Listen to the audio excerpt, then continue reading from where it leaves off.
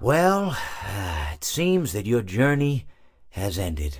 Very sorry about that. It was always going to end this way, of course. If it weren't by me, it would have just been by some other, terrible thing. Just, you could not imagine how terrible it would be. Just, I get scared thinking about it. I'm glad it's not me. It reminds me of a time I was speaking to my good friend Orville. We were we were sitting on a park bench watching the pigeons.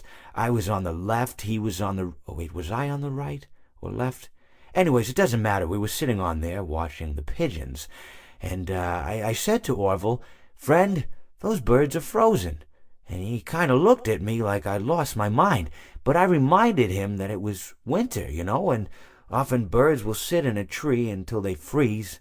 And then they sort of fall to the ground until the sun warms up and they can, move around again. So I said to Orville, "You might as well save those breadcrumbs until the birds thaw, because they can't very well enjoy them in the condition they're in." To which he asked what I meant, and asking what condition the crumbs should be in before he threw them to the birds, assuming that I meant the birds couldn't enjoy the breadcrumbs in the condition that the crumbs were in, when in fact I had meant the birds could not enjoy them in the condition that the birds were in, considering that the birds were frozen.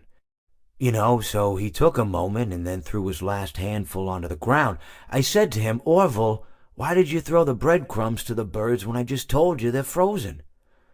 To which he responded, "The breadcrumbs are not frozen." Again, misunderstanding my words.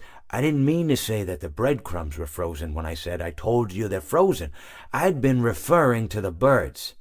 In hindsight, what I should have said was, and this would make perfect sense, "Why did you throw the breadcrumbs to the birds when the birds are frozen?" He misunderstood upon my correction, stating that he didn't know what else to do with the breadcrumbs, and that perhaps, when the birds thawed, they'd still be able to eat the crumbs. So I said to Orville, and this is what I said to him, I said, "Orville, the birds may be dead,